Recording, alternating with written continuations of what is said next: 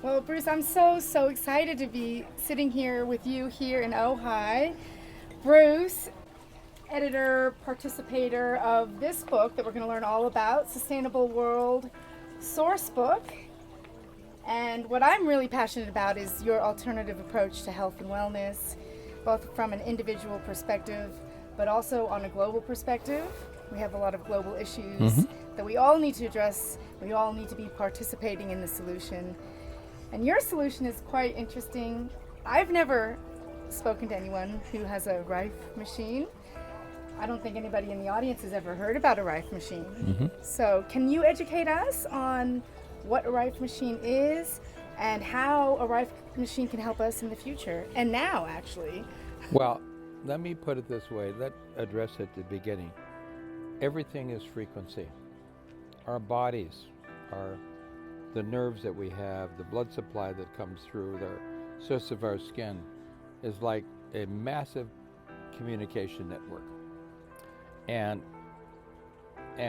those frequencies are what instruct and modulate and produce the reactions and the operations of our body, whether it's heart communicating to our mind or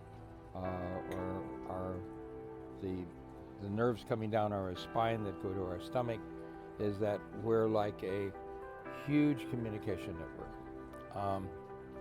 And frequency medicine is the detection and modulation of frequencies that can produce a beneficial or in some cases a negative effect on a person's body. Let's give an example. Many years ago, or not that many years ago, you'd walk into a room and there was massive fluorescent light bulbs in the ceiling. And you'd sit down at a desk or chair or have a conversation. And many of you who are listening to this would say, I feel irritated or I'm getting a headache, okay? That was a frequency that was given off the ballast of those fluorescent lights. And after a while, the world became to recognize that, and full spectrum light and indirect lighting and everything else came into vogue, and you don't even hardly see that anymore. You still see some of it in older buildings.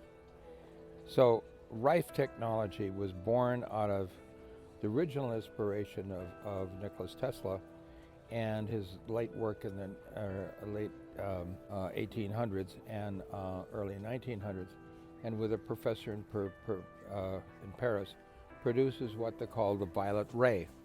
And the violet ray and the original company is still in operation in Paris, and they still sell the original instrument. It was used for lymphatic drainage, improving skin condition.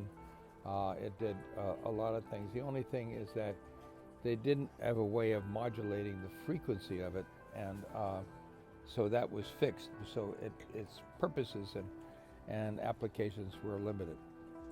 In 1936, after much experimentation, Rife, and up to that time it produced a very powerful microscope, which we could look into life on a very, very microscopic level and realize that certain types of frequencies could enhance or make something thrive, or in the case of things like cancer and what have you, could actually stop the cells from promulgating.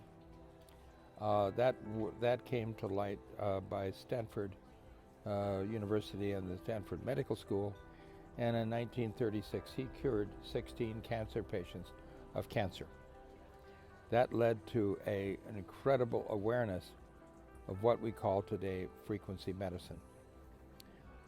It was not instantly accepted.